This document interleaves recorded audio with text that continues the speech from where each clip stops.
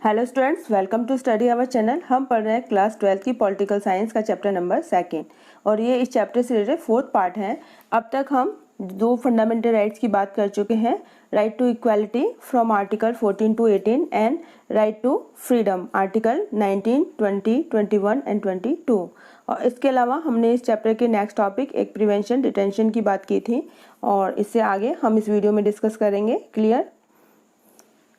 तो जैसा कि इससे पहले वाले चैप्टर में हमने प्रिवेंशन डिटेंशन की बात की थी, तो प्रिवेंशन डिटेंशन क्या था कि ये हमारे कॉन्स्टिट्यूशन के आर्टिकल 22 के थर्ड पार्ट में थर्ड क्लोज में डिफाइन है। और उसका मीनिंग क्या है कि स्टेट को यदि ये सस्पिशन हो जाता है, यदि ये शक हो जाता है कि कोई भी पर्सन है वो स्टेट की सिक्योरिटी के लिए डेंजरस है या आने वाले टाइम में कोई भी ऐसा क्राइम है वो कमिट कर सकता है जिससे कि हमारे स्टेट की या नेशन की जो सिक्योरिटी है उसको उसको हार्म होगा, तो इस सस्पिशंस के बिहाफ पे जो स्टेट है वो उस पर्सन को मैक्सिमम 3 मंथ्स के लिए डिटेन कर सकती है, यानी अरेस्ट करके रख सकती है बिना किसी ट्रायल के, यानी बिना किसी लीगल प्रोसेस के, बिना किसी उस पर लीगल प्रोसेस को अप्लाई किए हुए। तो ये जो प्रोसेस है इसको कहा जाता है प्रिवेंटिव डिटेंशन, यानी किसी भी व्यक्ति को अपराध को करने से रोकने के लिए उससे पहले ही क्या कर लिया जाता है, अरेस्ट कर लिया जाता है कुछ समय के लिए, ताकि पर्टिकुलर जो टाइम पीरियड है वो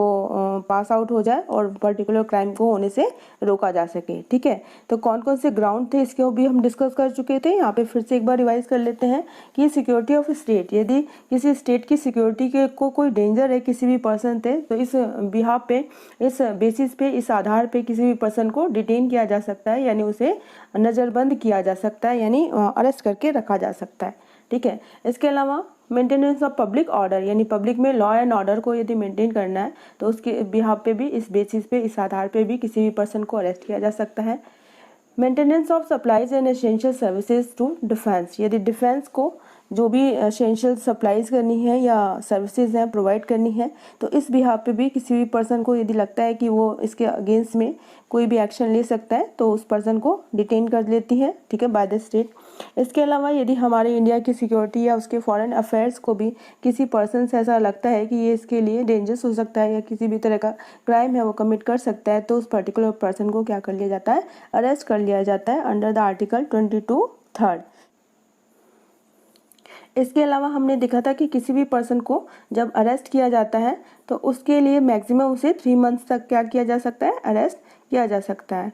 और यदि उसका जो डिटेंशन पीरियड है वो ख़त्म हो जाता है और उसके बाद और लंबे समय तक के लिए उसे डिटेन करना है, नज़रबंद बना के रखना है, कैद करके रखना है, तो उसके लिए एक एडवाइजरी बोर्ड से अप्रूवल लेना होता है। और ये जो एडवाइजरी बोर्ड होगा, इस एडवाइजरी बोर्ड में एक जो पर्सन है वो इस तरह का होना चाहिए जो जिसके पास की हाई कोर्ट का जो जज है वो अपॉइंट होने की क्वालिफिकेशन हो। क्लियर? तो ये हमने इससे पहले वाली वीडियो में डिस्कस किया था। अब इससे आगे हम डिस्कस करेंगे कि कौन कौन से लॉज हैं, जिन लॉज से रिलेटेड गवर्नमेंट ने कौन कौन से लॉज बनाए हैं, तो जिन लॉज के थ्रू किसी भी पर्सन को डिटेन किया जा सकता है, यानी उसे किसी भी क्राइम को रोकने के लिए डिटेन किया जा सकता है, अरेस्ट किया जा सकता है। तो यहाँ हम 2 लॉज की बात करेंगे जो गवर्नमेंट ने बना रखे हैं ताकि किसी भी पर्सन को on the name of security, state security या पब्लिक लॉ एंड ऑर्डर या फॉरेन अफेयर्स या सिक्योरिटी के बिहाफ पे डिटेन किया जा सकता है, अरेस्ट किया जा सकता है। तो सबसे पहला है the national security act and the another one is the unlawful activities prevention amendment ordinance. Clear? तो इन दोनों को हम डिस्कस करेंगे। हमारा नेक्स्ट टॉपिक है द नेशनल सिक्योरिटी एक्ट। और जो गवर्नमेंट ने उसने नेशनल सिक्योरिटी एक्ट को कब पास किया था, ये पास हुआ था 27 दिसंबर, ठीक है, 27 दिसंबर 1980 में, जिसे कि बाद में लॉ बना दिया गया, यानी कानून बना दिया गया। और इस ऑर्डिनेंस का जो मेन एम था वो ये था कि जो भी हमारी सोसाइटी में कुछ ऐसे लोग हैं जो कि हमारे सोसाइटी की जितनी भी डेंजरस एक्टिविटीज़ हैं या कम्युनल और एथिकल राइट्स हैं, जो विद्रोह है, दंगे फसाद हैं, या जो हमारी देश की सुरक्षा के लिए क्या है, डेंजरस हैं, तो ऐसे लोगों को क्या करना, डिटेन करना, अरेस्ट करना, ये इस ऑर्डिनेंस का मेन एम था, मेन उद्देश्य था। ठीक है, यानी ये जो लॉ है नेशनल सिक्योरिटी एक्ट, ये किन लोगों पे इम्प्लीमेंट होता है, उन लोगों पे के लिए है जो कि हमारी कंट्री की सिक्योरिटी या फिर जो भी डेंजरस एक्टिविटीज़ होती हैं या कम्युनल जो भी राइट्स होते हैं, विद्रोह दंगे होते हैं, उनके लिए रिस्पॉन्सिबल होते हैं, उनको अरेस्ट करना था। ठीक है, और ये कहीं ना कहीं ये जो नेशनल सिक्योरिटी एक्ट है ये प्रिवेंशन डिटेंशन का ये क्या है, प्रोविज़न है। ठीक है, जून 1984 में नेशनल सिक्योरिटी एक्ट में सेकंड अमेंडमेंट ऑर्डिनेंस है वो इशू किया गया और इसमें ये कहा गया कि ये जो ऑर्डिनेंस है वो जम्मू कश्मीर स्टेट के अलावा इंडिया में, पूरे इंडिया में क्या होगा, एप्लीकेबल होगा। यानी सिर्फ जम्मू कश्मीर को छोड़ के बाकी पूरे इंडिया के जितने भी स्टेट्स हैं वहाँ पे ये जो ऑर्डिनेंस है नेशनल सिक्योरिटी एक्ट है वो क्या होगा, वो एप्लीकेबल होगा। ये कब इशू किया गया, सेकंड अमेंडमेंट में इन जून 1984। इसके अलावा इसमें कुछ चेंजेस किए गए और इसे बहुत ज़्यादा स्ट्रिक्ट बनाया गया, यानी हार्ड एंड टफ बनाया गया। ठीक है, इसमें जो पहला अमेंडमेंट किया गया था वो क्या था, पहला अमेंडमेंट ये था कि किसी भी पर्सन को यदि प्रिवेंटिव डिटेंशन में डिटेन करके रखा गया है और उसका जो टाइम पीरियड है यदि वो एक्सपायर हो गया, यानी फर्स्ट जो प्रिवेंटिव डिटेंशन है उसका टाइम पीरियड एक्सपायर हो चुका है, यानी मैक्सिमम 3 मंथ के लिए होता है जैसे कि हम जानते हैं। तो यदि वो एक्सपायर हो चुका है उस पर्सन को फिर लंबे समय के लिए डिटेन करके रखना है, यानी अरेस्ट करके रखना है, तो इसके लिए पर्टिकुलर स्टेट को जो सेकंड ऑर्डर है वो क्या करना पड़ेगा, इशू करवाना पड़ेगा। और ये जो ऑर्डर है वो कौन इशू करता था, एक एडवाइजरी बोर्ड होती थी जैसा कि हमने पढ़ा था, और इस एडवाइजरी बोर्ड में एक पर्सन होता था और इस पर्सन में वो सारी क्वालिटीज़ होती थी जो कि एक हाई कोर्ट का जो जज है वो अपॉइंट होने की क्वालिफिकेशन होनी चाहिए थी। क्लियर। तो यदि ये एडवाइजरी बोर्ड है दोबारा ऑर्डर इशू कर देती है तो उस पर्टिकुलर पर्सन को फिर नेक्स्ट 3 मंथ के लिए डिटेन करके रखा जा सकता है। तो इस तरह से एक पर्सन को जो स्टेट है वो जितने समय तक चाहे उतने समय तक डिटेन कर सकता है ऑर्डर को इशू करवा के। ठीक, तो इस तरह का जो ऑर्डर है ये फर्स्ट अमेंडमेंट में पास किया गया था। क्लियर। और दूसरे प्रोविज़न की बात करें तो यदि किसी भी पर्सन को अलग अलग रीजंस के कारण, यानी अलग अलग कारण के कारण डिटेन करके रखा गया है तो ईच एंड एवरी रीज़न पे क्या होगा कि सेपरेटली कोर्ट में डिसीजन लिया जाएगा कि ईच एंड एवरी रीज़न है वो वैलिड है या नहीं है। यानी एक ही साथ सारे रीज़न पे जो डिसीजन है वो नहीं लिया जाएगा। ईच एंड एवरी रीज़न, यानी रीज़न मतलब यहाँ पे कारण है, ये रीज़न नहीं, ये रीज़न यानी कॉज वाला है। क्लियर। तो इसको आप करेक्ट कर लें। तो यदि पर्सन के जो रीजंस है वो डिफरेंट काइंड्स ऑफ रीज़न के कारण यदि उसे डिटेन करके रखा गया, अरेस्ट करके रखा गया है, तो ईच एंड एवरी जो रीज़न है, जो कारण है, उसका जो कोर्ट है वो सेपरेटली उसको डिसीजन लेगी और उस बिहाफ पे कंसीडर करेगी कि किसी पर्सन को कितने लंबे समय तक डिटेन करके रखा जा सकता है। क्लियर। नेशनल सिक्योरिटी एक्ट का जो अनदर फीचर है वो क्या है कि जो गवर्नमेंट है वो किसी भी पर्सन को जब तक चाहे तब तक डिटेन करके रख सकती है, यानी उसे वो ये डिटेन होगा, ठीक है, डिटेन होगा, यहाँ पे डिटेन करके रख सकती है जब तक वो चाहे। और ऐसा वो किस बिहाफ पे कर सकती है कि गवर्नमेंट को ये पावर दी गई है कि वो एक पर्सन को डिटेन करके रख सकती है इवन आफ्टर द एक्सपायरी और revocation of the original detention. यानी पहला जो ऑर्डर ये दिया गया उसको डिटेन करने का, यदि वो ओरिजिनल जो डिटेंशन है यदि वो एक्सपायर हो जाता है या वो रिवोक कर दिया जाता है। रिवोक का मतलब क्या है कि यदि पर्टिकुलर किसी पर्सन ने अपील की हो कोर्ट में और कोर्ट ने उस अपील को कैंसिल कर दिया हो तो इस बिहाफ पे गवर्नमेंट उसे क्या कर सकती है, डिटेन कर सकती है। ठीक है। और एक जो कोर्ट में जो नई अपील है प्ली किया जा सकती है कि इसको लंबे समय तक क्या करना है, डिटेन करने के लिए फ्रेश ग्राउंड पे वो क्या कर सकती है, अपील कर सकती है गवर्नमेंट। इसका मतलब ये है कि किसी भी पर्सन को यदि डिटेन करके रखा गया है और उसको जो फर्स्ट ऑर्डर है यदि वो एक्सपायर हो चुका है, ठीक है, यानी फर्स्ट जो 3 मंथ का टाइम पीरियड है वो एक्सपायर हो चुका है, ख़त्म हो चुका है, तो जो गवर्नमेंट है वो जो कोर्ट है उसमें नई प्ली करके, नई एप्लीकेशन लगा के, नई अपील करके उसको फ्रेश ग्राउंड यानी एक नए ग्राउंड पे एक नए दूसरे ऑर्डर को पास करवा के उसे क्या कर सकती है, डिटेन करके रख सकती है। क्लियर।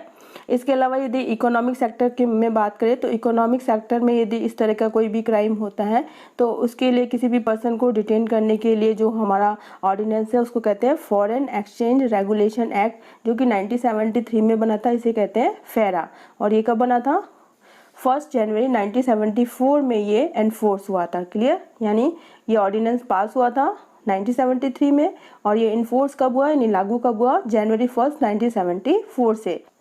और इस एक्ट को यानी इकोनॉमिक सेक्टर वाले एक्ट को अमेंड करके फॉरेन एक्सचेंज रेगुलेशन एक्ट 1993 में अमेंड किया गया और इसे रिप्लेस कर दिया गया 2000 ईयर में। ठीक है। और इसको अभी जाना जाता है foreign exchange management act 1999 by FEMA. ठीक है, FEMA यानी फॉरेन एक्सचेंज मैनेजमेंट एक्ट में कन्वर्ट कर दिया गया है। क्लियर। तो ये हमारा नेशनल सिक्योरिटी एक्ट।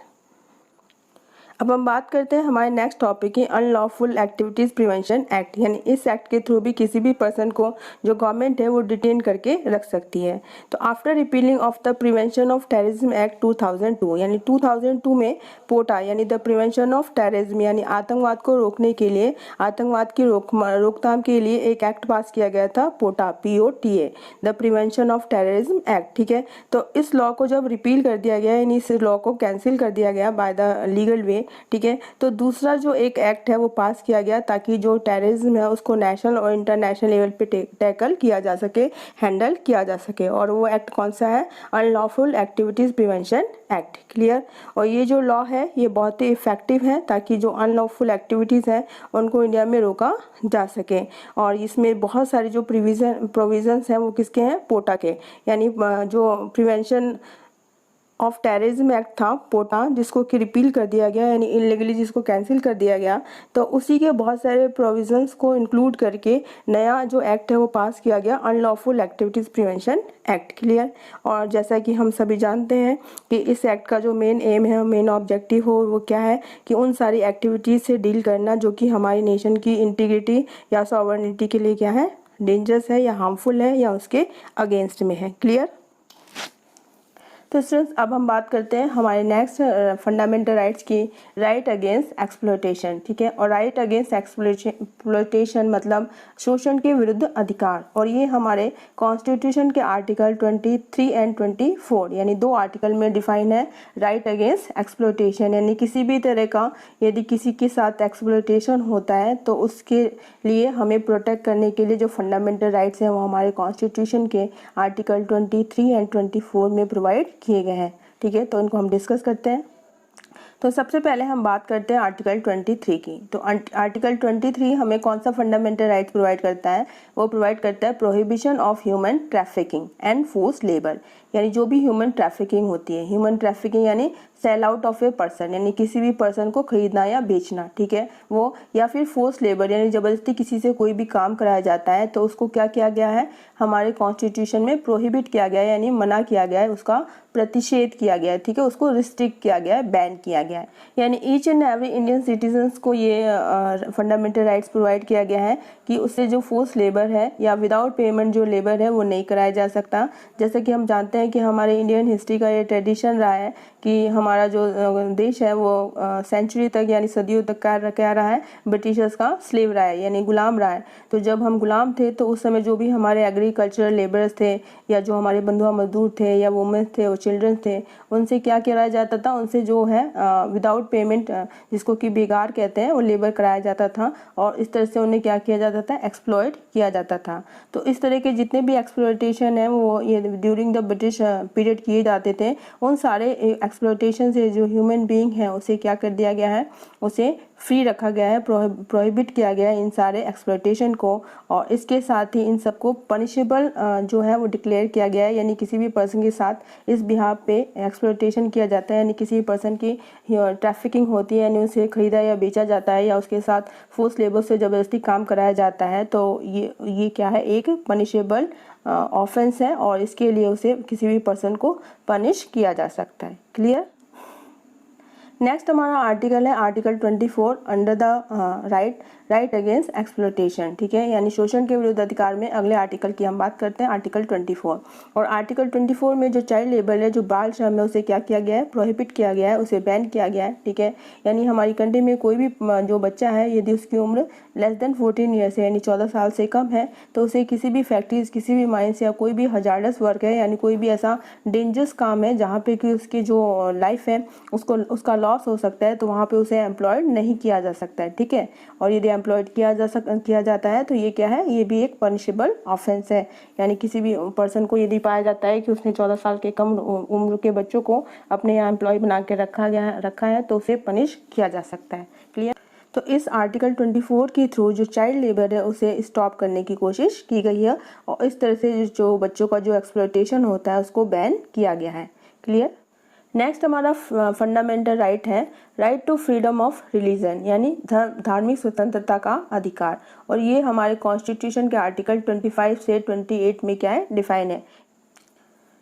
तो ये जो हमारे आर्टिकल हैं, article 25, article 26, article 27 and article 28, यानी इन 4 आर्टिकल्स में हमें जो रिलीजन से रिलेटेड फ्रीडम है वो प्रोवाइड की गई है। ठीक है, तो सबसे पहले हम बात करते हैं आर्टिकल 25 की। तो आर्टिकल 25 कहता है freedom of conscience and free profession practice and propagate of any religion has been granted, यानी फ्रीडम ऑफ कंसाइंस, यानी हम अपने धर्म को क्या कर सकते हैं, धर्म को मानने की हमें क्या है, स्वतंत्रता है।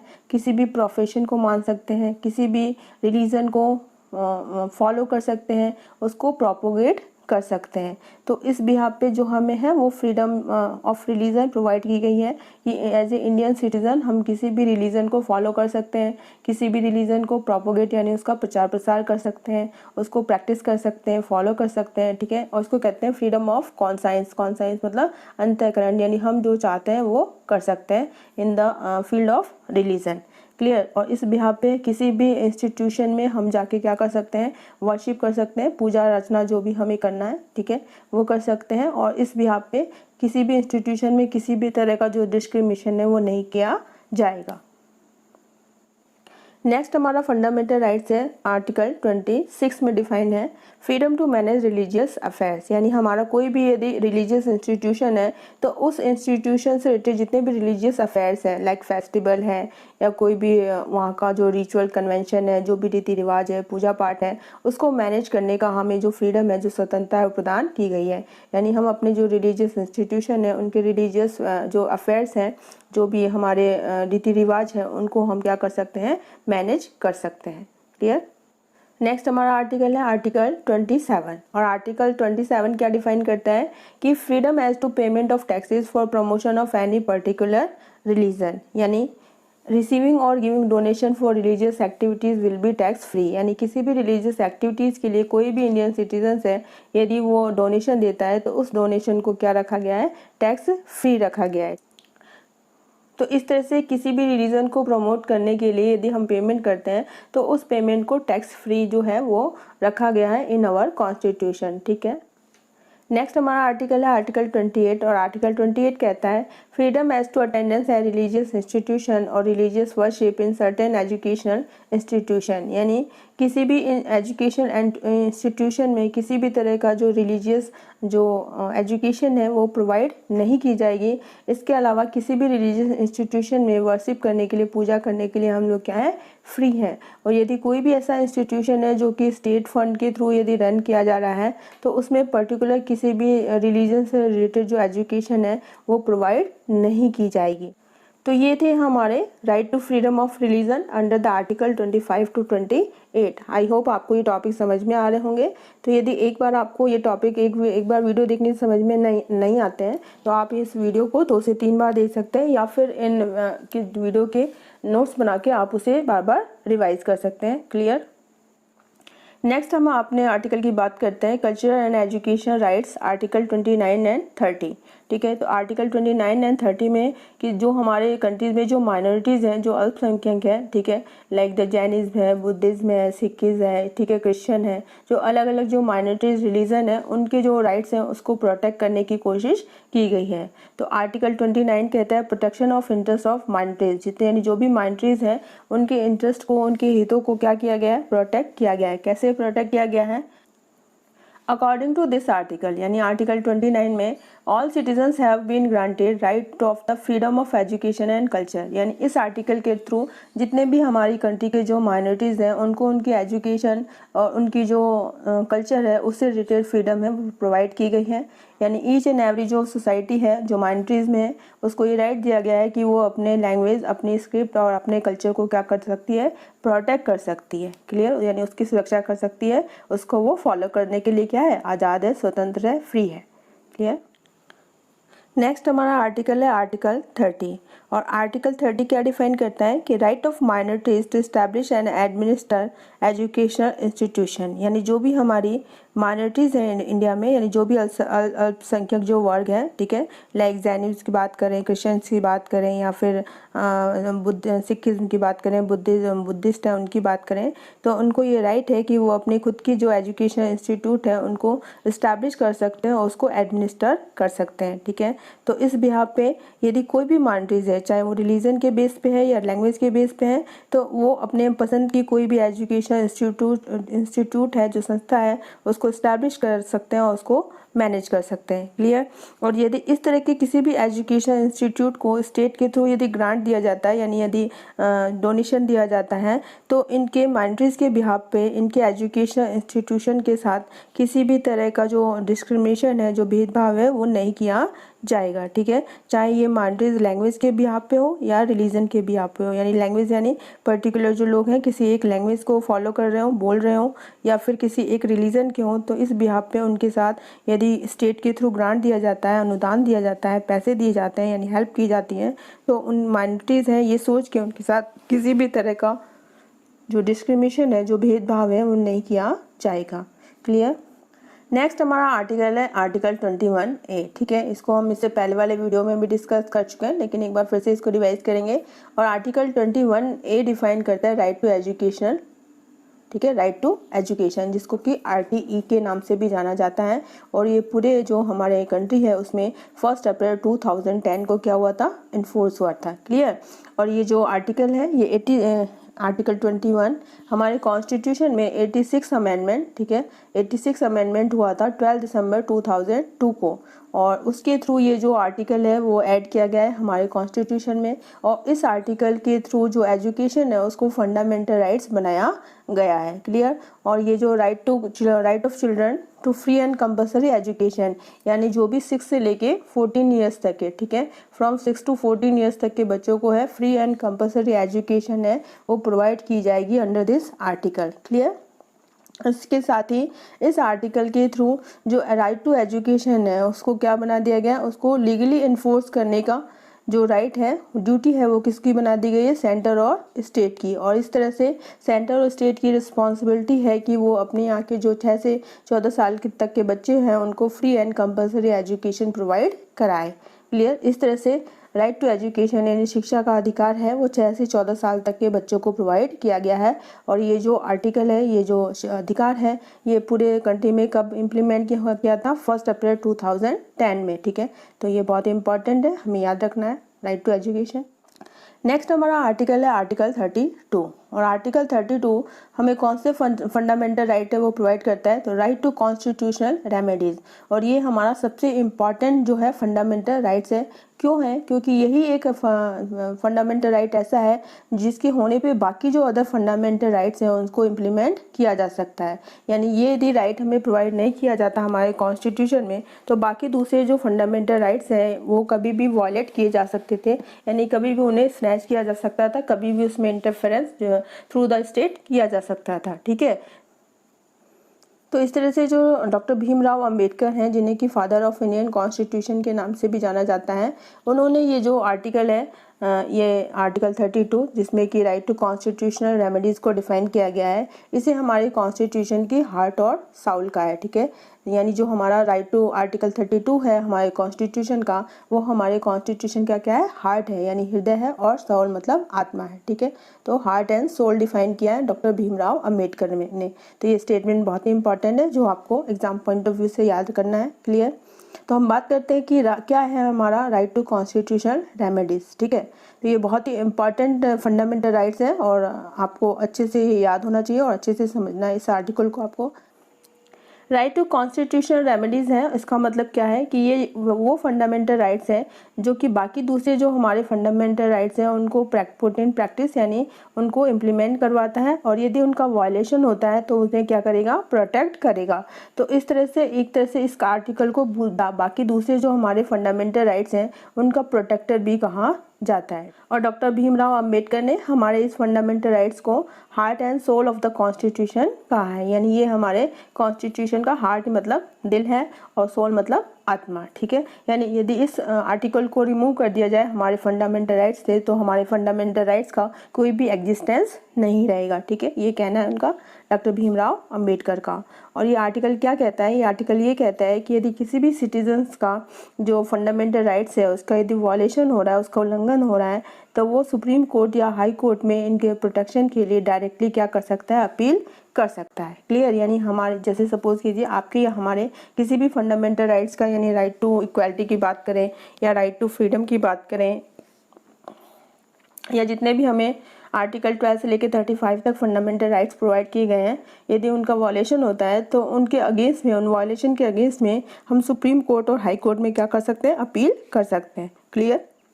तो जब भी हम सुप्रीम कोर्ट या हाई कोर्ट में अपने फंडामेंटल राइट्स के वॉलेशन के अगेंस्ट में अपील करते हैं, तो ये जो सुप्रीम कोर्ट या हाई कोर्ट होती है वो पर्टिकुलर स्टेट या गवर्नमेंट को क्या करती है, ऑर्डर, इंस्ट्रक्शन क्या करती है, इशू करती है, ताकि वो जो गवर्नमेंट है वो हमारे फंडामेंटल राइट्स को क्या करवाए, इम्प्लीमेंट करवाए। यानी जब हम अपील करेंगे हमारे वॉलेशन के अगेंस्ट में, तो सुप्रीम कोर्ट या हाई कोर्ट है वो हमारे फंडामेंटल राइट्स के प्रोटेक्शन में पर्टिकुलर गवर्नमेंट को इंस्ट्रक्ट करेगा, ऑर्डर करेगा कि वो हमारे फंडामेंटल राइट्स को इम्प्लीमेंट कराएं। क्लियर।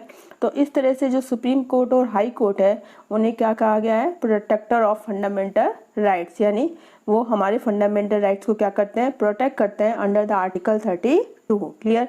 तो वॉलेशन की बात करें तो सुप्रीम कोर्ट में जो हमें अपील करने का जो राइट है वो आर्टिकल 32 में डिफाइन है, और यदि हम हाई कोर्ट में अपील करते हैं against the वॉलेशन of fundamental rights तो ये आर्टिकल 226 यानी 226 में क्या है, डिफाइंड है।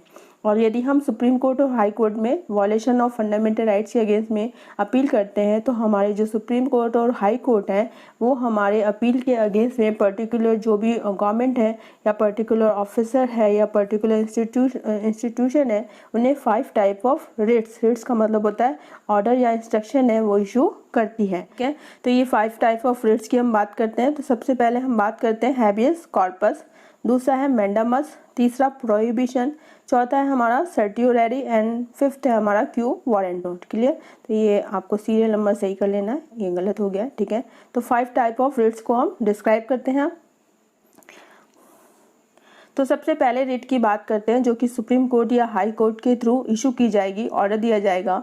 और ये ऑर्डर क्या डिफाइन करता है कि किसी भी पर्सन ने यदि रिक्वेस्ट किया है, ठीक है, कि रिक्वेस्ट क्या किया है कि उसे इलीगली क्या कर लिया गया है, इम्प्रिजन कर लिया गया है, यानी इलीगली उसे अरेस्ट कर लिया गया है। तो वो पर्सन यदि रिक्वेस्ट करता है तो इस रिक्वेस्ट के अगेंस्ट में, यानी इस रिक्वेस्ट के फेवर में जो सुप्रीम कोर्ट हाई कोर्ट है वो ऑर्डर है इशू करेंगी। ठीक है। और ये किसको इशू करेंगी, पर्टिकुलर रिलेटेड ऑफिसर जिसने कि उस पर्सन को इम्प्रिजन किया है यानी अरेस्ट किया है, उसको ये ऑर्डर इशू करेंगे। क्या ऑर्डर इशू करेंगे कि आप पर्टिकुलर पर्सन को जिसको कि आपने इम्प्रिजन किया है उसको फिजिकली, ठीक है, सर्टेन प्लेस, सर्टेन टाइम और सर्टेन पर्पस से कोर्ट के सामने क्या करें, आप उसको रिप्रेजेंट करें, उसको लेके आए, ताकि जो कोर्ट है वो डिसाइड कर सके कि उसे जो इम्प्रिजन किया गया है, तो जो उसका डिटेंशन है या अरेस्ट किया गया है वो लीगल है या इलीगल। ठीक है। और यदि ये जो ज्यूरिडिक्शन है वो लीगल नहीं है तो ऑर्डर है, कोर्ट है वो ये ऑर्डर कर सकती है कि पर्टिकुलर पर्सन को क्या कर दिया जाए, फ्री कर दिया जाए। ठीक है। सपोज एक पर्सन है, ठीक है, और इस पर्सन को क्या कर लिया गया है, अरेस्ट कर लिया गया है इस दूसरे ऑफिसर के थ्रू। तो अब इस पर्सन को यदि लगता है कि मुझे इलीगली यदि अरेस्ट किया गया है तो ये सुप्रीम कोर्ट और हाई कोर्ट में क्या कर सकता है, अपील कर सकता है। ठीक है। तो सुप्रीम कोर्ट और हाई कोर्ट पर्टिकुलर ऑफिसर को एक रिट इशू करती है कि आप इस पर्सन को एक सर्टेन प्लेस पे, एक सर्टेन टाइम पे और एक सर्टेन पर्पस के लिए कोर्ट के सामने क्या करें, रिप्रेजेंट करें, ताकि कोर्ट ये डिसाइड कर सके कि आपने जो इसे अरेस्ट किया गया है उसका रीज़न लीगल है या इलीगल है। और यदि ये जो अरेस्ट है वो इलीगल किया गया है तो पर्टिकुलर कोर्ट है ये ऑफिसर को ऑर्डर देती है कि आप इस पर्सन को क्या कर दो, सेट हिम फ्री, यानी उसे छोड़ दो। क्लियर। तो इस तरह से किसी भी पर्सन को यदि इलीगली अरेस्ट किया गया है तो वो पर्सन है वो अपने प्रोटेक्शन के लिए जो हैबियस कॉर्पस है उस तरह की जो रिट है वो इशू करवा सकता है बाय द सुप्रीम कोर्ट और हाई कोर्ट। सुप्रीम कोर्ट इस तरह की जो रिट है वो अंडर द आर्टिकल 32 इशू करती है और हाई कोर्ट है इस तरह की जो रिट है वो अंडर आर्टिकल 226 के अंडर में इशू करती है। क्लियर। नेक्स्ट हमारी रिट है या नेक्स्ट हमारा ऑर्डर है मैंडामस। ठीक है, मैंडामस में क्या होता है कि पर्टिकुलर जो भी सुप्रीम कोर्ट या हाई कोर्ट है वो उस पब्लिक ऑफिशियल या ऑफ गवर्नमेंट यानी उस अधिकारी को ऑर्डर इशू करती है, कमांड देती है, आदेश देती है कि वो अपनी जो ड्यूटीज़ है उनको क्या करें, परफॉर्म करें। यानी जिस पोस्ट पे वो अपॉइंट है और उस पोस्ट की जो भी ड्यूटीज़ है उनको वो परफॉर्म करने का ऑर्डर देती है। यानी इस ऑर्डर या इस रेट या इस इंस्ट्रक्शन के थ्रू जो सुप्रीम कोर्ट है वो हाई कोर्ट है वो किसी भी पर्सन को अपनी ड्यूटीज़ को फुलफिल करने का जो ऑर्डर है, जो कमांड है वो देती है कि आप जिस पोस्ट पे अपॉइंट हुए हैं उस पोस्ट की जो ड्यूटीज़ है उनको फुलफिल करें, यानी अपनी ड्यूटीज़ को फुलफिल करें, अपने कर्तव्यों का पालन करें। आपको जो काम असाइन किए गए उन सारे काम को आप फुलफिल करें। क्लियर। नेक्स्ट हमारी रिट है जो सुप्रीम कोर्ट और हाई कोर्ट इशू करते हैं, दैट इज़ प्रोहिबिशन। ठीक है, और प्रोहिबिशन में क्या होता है कि ये जो ऑर्डर है ये सुप्रीम कोर्ट और हाई कोर्ट है वो अपने लोअर जो कोर्ट होते हैं, जो सबऑर्डिनेट कोर्ट होते हैं, उनको क्या करते हैं, इशू करते हैं। और उसमें उन्हें क्या किया जाता है, उन्हें ये ऑर्डर दिया जाता है कि आप कोई भी ऐसा जो ज्यूरिडिक्शन है, कोई भी ऐसा जो निर्णय है वो ना लें जो कि आपके अंडर में नहीं है। ठीक है, जो आपके क्षेत्राधिकार में नहीं है, तो इस तरह का कोई भी काम आप ना करें। यानी जो भी हमारी सुप्रीम कोर्ट या हाई कोर्ट है, प्रोहिबिशन के थ्रू हमारी जो लोअर कोर्ट होती है, जो सबऑर्डिनेट कोर्ट होती हैं, उनको प्रोहिबिट करती है, उनको मना करती है कि आप इस कार्य को ना करें। क्यों ना करें? क्योंकि ये आपके ज्यूरिडिक्शन में नहीं आता है। क्लियर, यानी आपके क्षेत्राधिकार में नहीं है, आपको ये करने का राइट नहीं है। तो इस बिहार पे सुप्रीम कोर्ट और हाई कोर्ट है वो लोअर कोर्ट को पर्टिकुलर किसी भी काम को करने से प्रोहिबिट कर देती है, यानी मना कर देती है, प्रतिषेध कर देती है। क्लियर। नेक्स्ट जो रिट है जो कि सुप्रीम कोर्ट और हाई कोर्ट के थ्रू इशू की जाती है, दैट इज सर्ट्यूरेरी। और ये जो रिट है पर्टिकुलर सुप्रीम कोर्ट या हाई कोर्ट किसको इशू करते हैं, कोई भी जो लोअर कोर्ट है उसको इशू करते हैं। लोअर कोर्ट है इस केस को अपने से जो हायर कोर्ट है उसको क्या कर दे, सेंड कर दे। क्यों कर दे? ताकि क्योंकि जो लोअर कोर्ट है उसका ये ज्यूरिडिक्शन नहीं है, यानी उसको ये करने का अधिकार नहीं है। और इसी के साथ जो नेचुरल जस्टिस है उसके प्रिंसिपल को भी फॉलो किया जा सके। तो नेचुरल जो जस्टिस का प्रिंसिपल क्या कहता है कि जो काम करने लायक है वो काम उसी को करना चाहिए। तो इस तरह से सुप्रीम कोर्ट और हाई कोर्ट है लोअर कोर्ट को ये ऑर्डर इशू करते हैं कि आप किसी भी केस को अपने से ऊपर वाली जो हायर कोर्ट है उसको क्या कर दें, सेंड कर दें। ताकि क्यों कर दें? क्योंकि आपका ये ज्यूरिडिक्शन नहीं है, यानी आप ये करने के लिए ऑथराइज नहीं है, आपको ये अधिकार नहीं है कि आप इस केस को क्या करें, सॉल्व करें या इसके फेवर में या डिसफेवर में ऑर्डर दें। नेक्स्ट हमारी रिट है क्यू वारंटो। ठीक है, क्यू वारंटो जो रिट है वो हमारी सुप्रीम कोर्ट और हाई कोर्ट कब इशू करती है?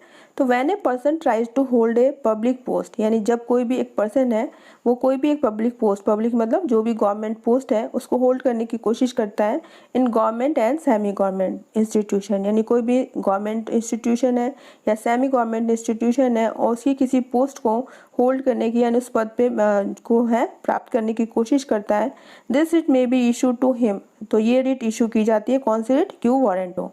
Asking the legally of the claim of a person of public office on which basis he she is working there। तो उस पर्सन से ये पूछा जाता है कि किस बेसिस पे आप वहाँ पे क्या उस पब्लिक ऑफिस पे काम कर रहे हैं, यानी आपको क्या लीगल अथॉरिटी है कि आप इस पोस्ट पे काम कर रहे हैं। यानी कोई भी पर्सन है यदि किसी पब्लिक पोस्ट पे इलीगली यदि काम कर रहा है, यानी वो पर्सन उस पोस्ट पे काम करने के लिए ऑथराइज नहीं है और उस पोस्ट पे रह के उस पोस्ट की ड्यूटीज़ को फुलफिल कर रहा है, तो उससे जो सुप्रीम कोर्ट और हाई कोर्ट है क्यू वारंटो रिट्स के थ्रू ये पूछती है कि आप किस बेसिस पे इस पोस्ट पे जो काम है वो कर रहे हैं।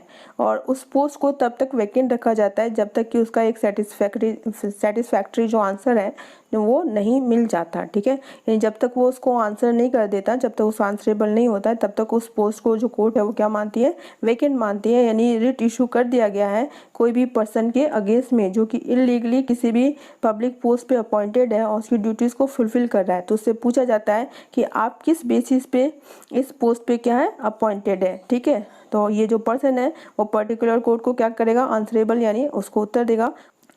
और जब तक ये एक सेटिस्फैक्ट्री आंसर कोर्ट को नहीं दे देता है तब तक ये जो पोस्ट है वो क्या मानी जाती है, वेकेंट मानी जाती है, यानी खाली मानी जाती है, रिक्त मानी जाती है। क्लियर। तो स्टूडेंट्स ये था हमारा video regarding the fundamental rights. और इन 4 वीडियोस में हमने सारे फंडामेंटल राइट्स को डिस्कस किया है और आप इन वीडियोस को बार बार देखें, ठीक है, 2-4 बार देखें ताकि आपको ईच एंड एवरी जो फंडामेंटल राइट्स हैं वो अच्छे से समझ में आ जाए और अच्छे से वो आपको लर्न हो जाए। क्लियर। इससे अगले वाले पार्ट में हम इस चैप्टर के अगले जो टॉपिक्स हैं, directive principle of state policy और फंडामेंटल ड्यूटीज़, उनकी बात करेंगे। फिर भी यदि इस टॉपिक से रिलेटेड आपकी कोई प्रॉब्लम्स हो तो आप कमेंट सेक्शन बॉक्स में कमेंट करके मुझसे पूछ सकते हैं। I will try to sort out your problem. और वीडियोस यदि आपको पसंद आ रहा हो तो प्लीज़ ज़्यादा से ज़्यादा लाइक करें, शेयर करें एंड सब्सक्राइब करना ना भूलें। तो मिलते हैं हमारी नेक्स्ट ऑनलाइन क्लास में एक नए वीडियो के साथ। Thank you very much.